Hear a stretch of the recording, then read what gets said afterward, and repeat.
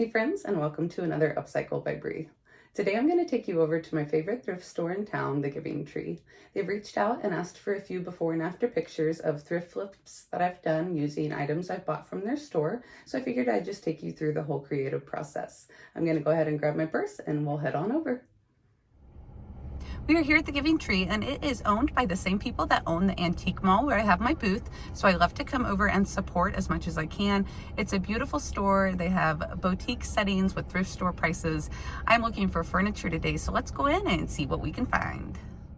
The store was pretty busy, but I did find this adorable table for $18. It came home with me. Here's a peek at it. It's all wood. It is vintage, but it's got some very pretty details on it. We're going to start off by removing this old nasty stain on top using some citrus strip. This product is easier to use than some chemical strippers, but you'll still want to make sure you're wearing your gloves and being extra careful. I'm using a spatula to spread it out and a paper towel to get around the edges. After I have the product applied evenly, I will cover it with a layer of saran wrap, and that will just kind of help speed up the process and make sure that the product doesn't dry out.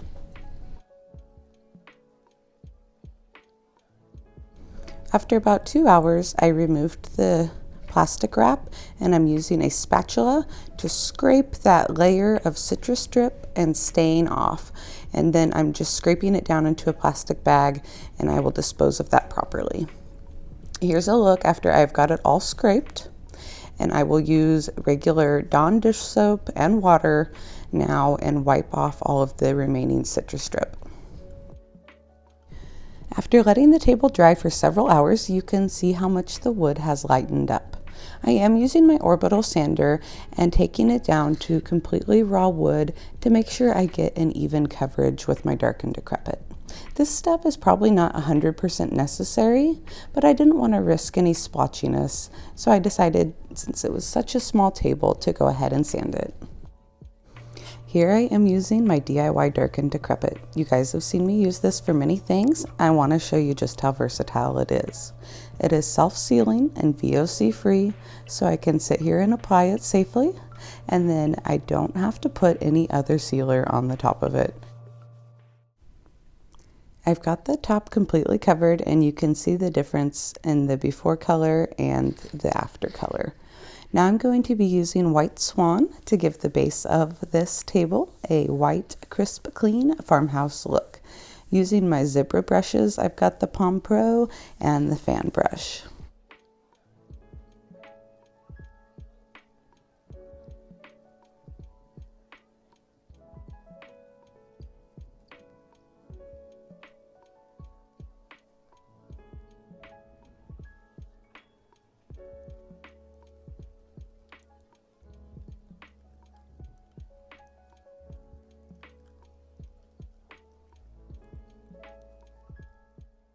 After this coat of paint has dried, you can see some dark spots popping through. This is called bleed through. It usually is caused by oil, grease, or even the wood tannins coming through the paint. Now it's easy enough fix. I'm going to grab a can of Zinsser shellac, and I'm going to give the entire piece one coat wherever there is chalk paint. Now that the shellac is dry, it's time for the second coat. On this coat, I'm going to use my continuous mister bottle with my paint, and that's going to help the paint go on a little bit smoother, and it's going to help stretch your paint a little bit further as well, which is always great. If you want to try DIY White Swan, you can find it on my website, upcycledbybri.com, and I also always have plenty in stock at both of my booth locations. I'm going to bring you in a little bit closer here and show you how I use the water. Now that we're closer, you can see some of that bleed through, and fingers crossed that coat of shellac will take care of the job. So with the water bottle, I'm actually just going to spray my brush this time. Sometimes I spray directly onto the piece, but since I have the shellac on there, it's just gonna run right off. So I'll spray my brush and then dip it in my paint, and that's going to help this coat of paint go on much smoother.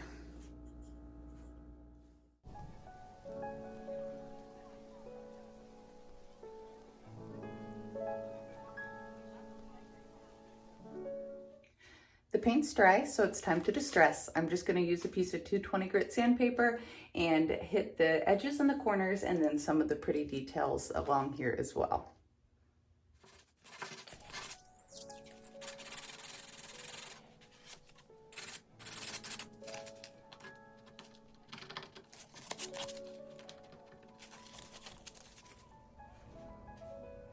Let's talk real quick about distressing. There are ways to make it look pretty natural, and there are some ways that can make it look not so great. So when we're thinking of distressing, we're trying to make the piece look time worn. Obviously it's freshly painted, but we want it to look like it's been painted and beat up a little bit over time. So things like the edges and the curves here, but on the outside, not so much on the inside. So think about that when you're doing your distressing.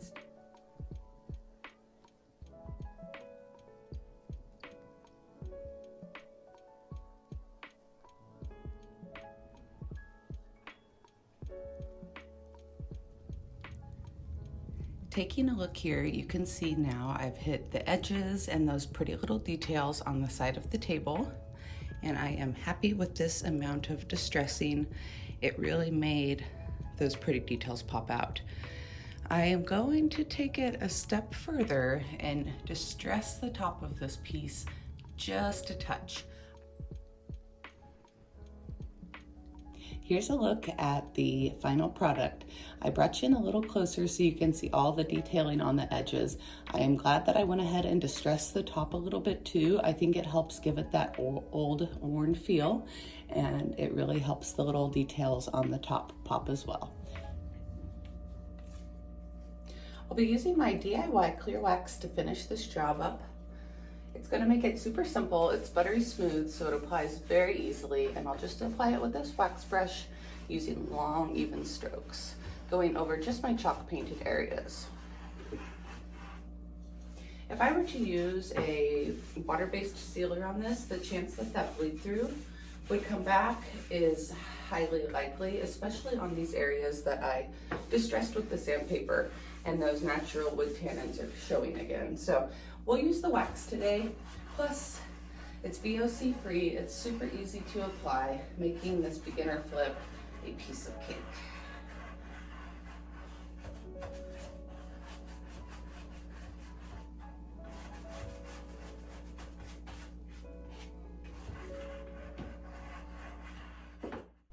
Remembering what the piece looked like before, and now here's a peek at it all staged in my living room. I think this is an incredible update.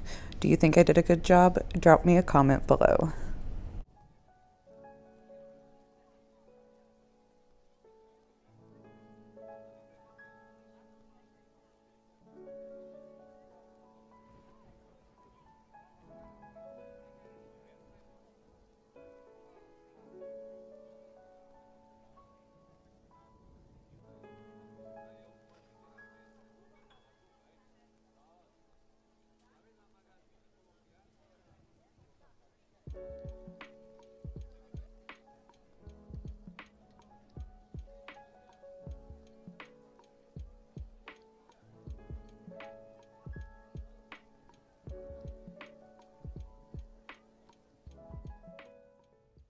Drop me a comment below of your favorite project and hit that thumbs up if you enjoyed the video. If you have any friends that you think will like it too, go ahead and share that with them and hit the subscribe button so you don't miss anything new. I upload every Thursday and Sunday. Next Sunday, I will have a furniture flip for you. If you're looking for any of the products I used today, you can find them on my website, upcycledbybri.com, and also in my retail booths. I'll drop all the links to my social media and everything we just talked about in the description box below. And until next time, I will see you later. Bye, friends.